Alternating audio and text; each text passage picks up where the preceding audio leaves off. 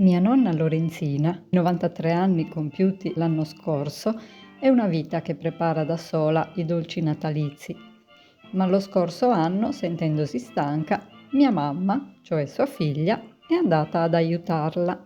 Ma secondo voi ci sarà riuscita? Le condizioni erano sveglia alle 5:30 di mattina e ho chiesto a mia mamma di pesare tutti gli ingredienti che avrebbe usato prima e dopo, in modo tale da sapere le dosi esatte del suo pane e sapa, di cui io ho la ricetta, ma lei solitamente lo prepara a occhio. Quindi mia mamma la sera prima ha pesato tutti gli ingredienti, ma alle 5 di mattina, accorgendosi che mia nonna non era più a letto, si è alzata ed era già in cantina da mezz'ora. Aveva già iniziato a preparare qualcosa. Quindi prima appiscavo dentro Sul latte. oh, Come se ci bollizzenne già sava. non li scaldo me la mela, Ma se sciroppo l'ha già posto? ah? Se sciroppo. Ho fatto tutto un paro con sa zapa. Nella grossa bacinella blu ci sono già la semola, la farina, le uova, il lievito sbriciolato e 2 cucchiaini di bicarbonato. Vi aggiunge il latte con lo strutto sciolto al suo interno e l'ammoniaca per dolci che dona questo aspetto spumoso. E inizia a mescolare con un cucchiaio che si perde nella marea di ingredienti. È il momento della sapa con lo sciroppo d'arancia e lo zucchero. E bollizzare. Una volta versato tutto, inizia ad amalgamare. Mia mamma le chiede se è da mescolare e lei risponde di sì, ma nel senso che lo fa lei perché non è abituata a ricevere aiuto, fa tutto da sola. Bicarbonato di sodio e zucchero sono nuovi ingredienti per questa ricetta, ma mia nonna va un po' a sentimento per queste cose, aggiunge e toglie a seconda di quello che secondo lei necessita. Ecco che piano piano aggiunge la farina per indurire l'impasto. Ho notato che per lavorare appoggia la bacinella su una sedia in modo da avere un punto d'appoggio più basso del livello del tavolo per affaticare meno la schiena. Io sarei già morta di fatica.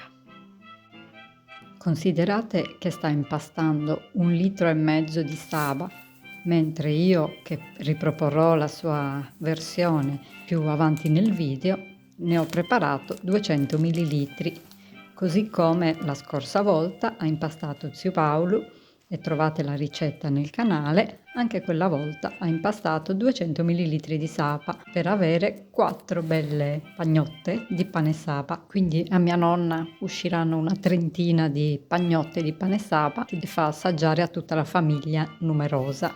Una risciacquata alle mani nell'acqua tiepida ed è il momento delle noci, dei semi d'anice e dell'uva passa. Niente cannella e chiodi di garofano per questa volta. Forse semplicemente non li aveva in casa.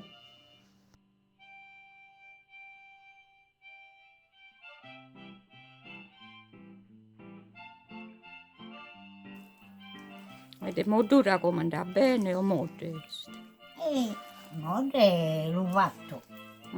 Poi la vai scrisse. Da devagare, perché ancora devi infrittare.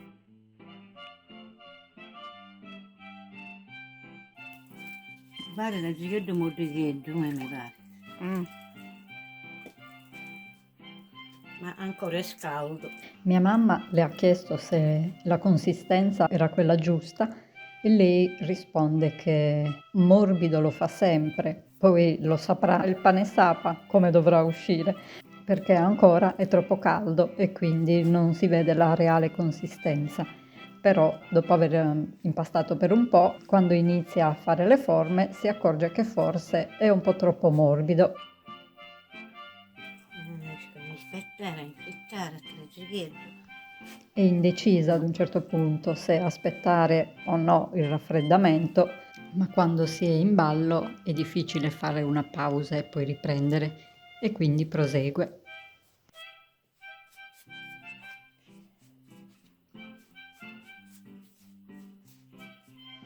Appoggia le forme sulla farina e poi le trasferisce su una tovaglia infarinata per farle lievitare. Tira la tovaglia per separare le forme creando dei rialzi.